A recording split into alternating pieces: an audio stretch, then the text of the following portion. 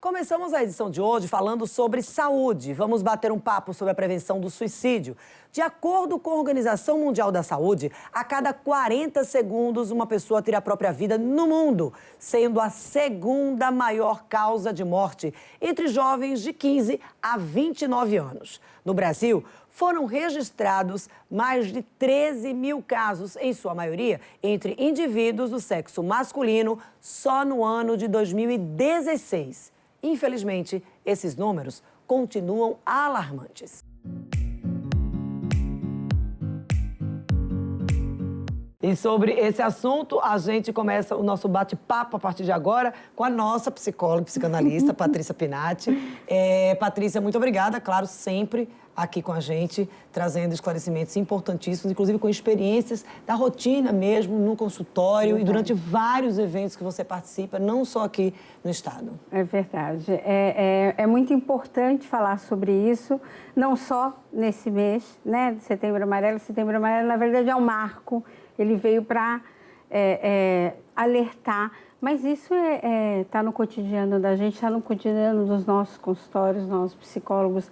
A gente tem inúmeras tentativas e ideações suicidas. Isso tem sido muito gigantesco. E aí, eu não sei se a sensação é que os números continuam alarmantes mesmo, ou porque durante muito tempo não se permitia a divulgação na mídia, havia uma cautela maior de divulgação na mídia. Eu passei por isso durante muito tempo, de não poder estar divulgando quando a causa era um suicídio mesmo, porque dizia-se que quanto mais se divulgasse, mais você iria estar estimulando o acontecimento. Era um tabu falar sobre suicídio, então até na família as pessoas não falavam, registravam o óbito de uma outra forma, porque era uma vergonha. E não se falava, não se contava, era tudo muito por baixo dos panos, exatamente, né? E tinha essa ideia equivocada de que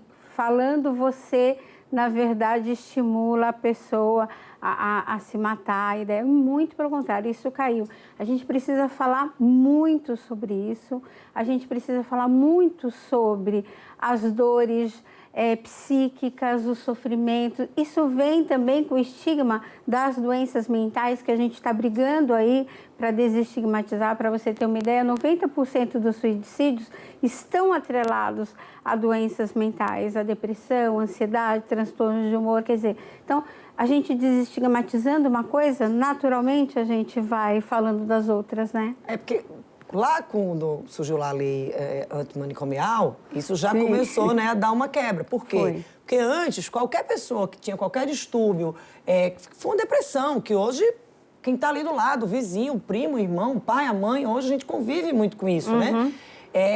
Antes, você tinha qualquer quadro depressivo, você vai para o manicômio. Você era alijado, você isolado, você era isolado do convívio da sociedade. Com a lei antimanicomial, isso já começou, né, com a formatação do atendimento psicossocial, a vinda dos CAPs.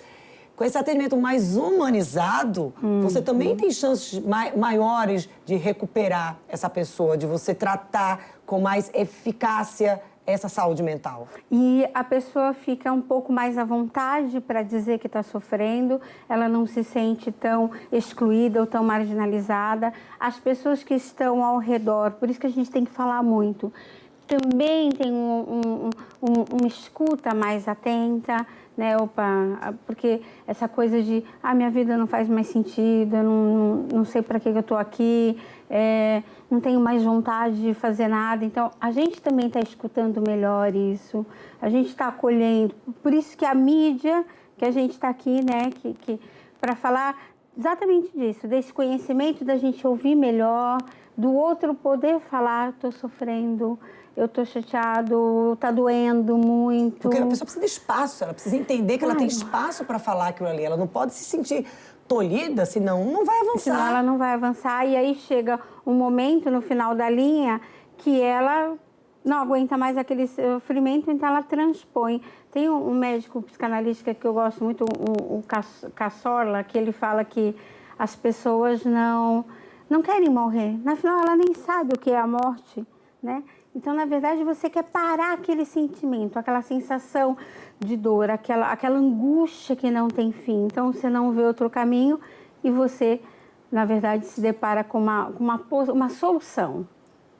Mas morrer mesmo de verdade não é uma decisão, é uma solução que você enxerga. Acabar com aquele problema. Acabar com aquela dor, né? Não acabar com aquilo, às vezes uma dor muito pungente, né?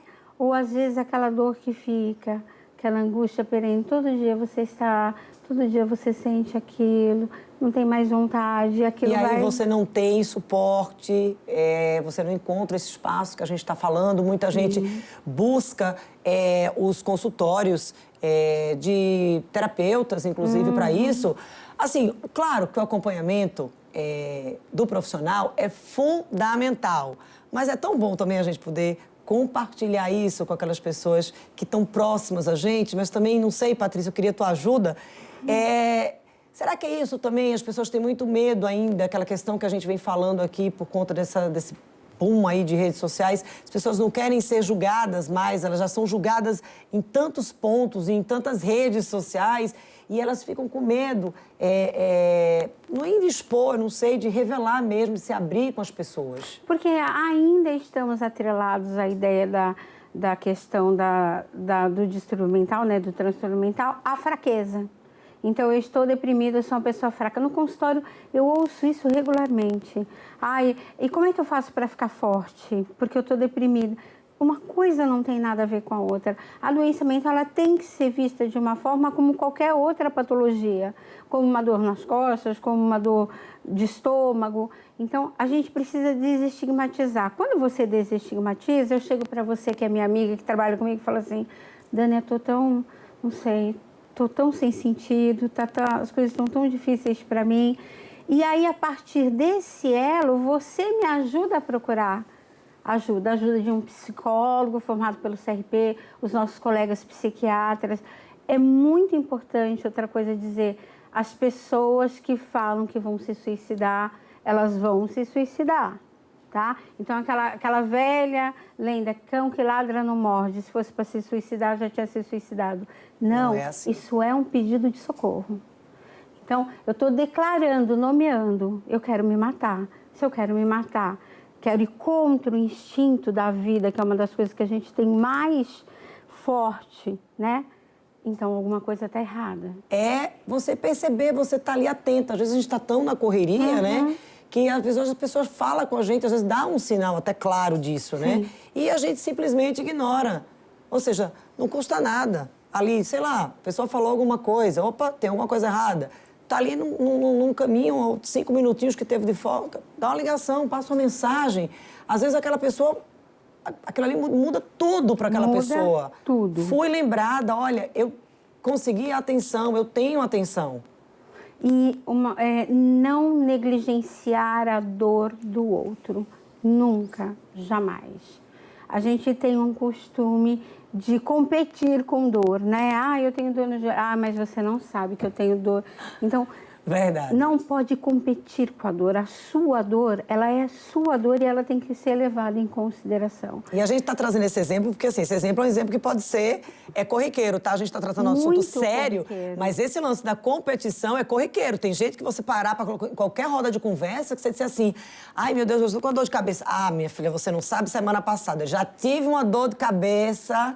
É muito corriqueiro. Então, a gente não ouve. Outra coisa que a gente negligencia, as primeiras decepções amorosas dos adolescentes, né? Aí você fala para o adolescente, imagina, vai vir outra. Mas para ele, aquela dor é tão forte, aquela perda é para o resto da vida. A gente que é adulto, a gente tem um entendimento e uma estrutura psíquica de saber que isso vai passar. Mas para ele, não. Então, a gente precisa acolher esse adolescente. A gente tem aí um índice gigantesco de suicídios de adolescentes, idades pequenas, de 10 a 14 anos. No Brasil, salvo engano, foram 45% aumento de casos de suicídio entre adolescentes. É muita coisa. Né? Então, a gente precisa ficar muito, muito, muito atento a essas questões. E isso é tratado como saúde pública. Já é um problema de saúde pública. E atento em várias esferas de forma coletiva, né? A escola, a família, os amigos, o ambiente de trabalho. Tem uma coisa muito interessante, porque a prevenção ao suicídio é isso. É a gente falar, é a gente conhecer, é a gente perceber, é social, é coletivo. Agora, tem a ideia da pós-venção também, né? Que é cuidar dessas pessoas que perderam seus entes por suicídio. Tem uma estatística que diz que a cada pessoa que se suicida, 60 pessoas são atingidas de uma forma ou de outra. Porque você sempre lida com aquela coisa assim, poxa, eu podia ter falado, poxa, aquele dia... É cheio de dúvida, vira uma vida de interrogações, culpa, e aí uma culpa, insegurança, incerteza.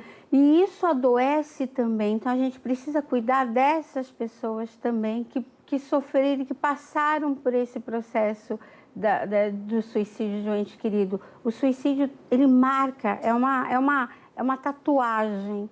A gente fica muito preso àquela ideia do suicídio, do ente que se suicidou, e mexe muito com questões internas nossas.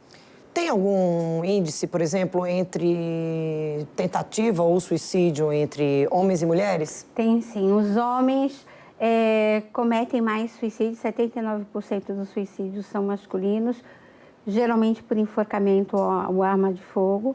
As mulheres são responsáveis por 21%, mas elas tentam 4 vezes mais. Então, elas fazem mais tentativas.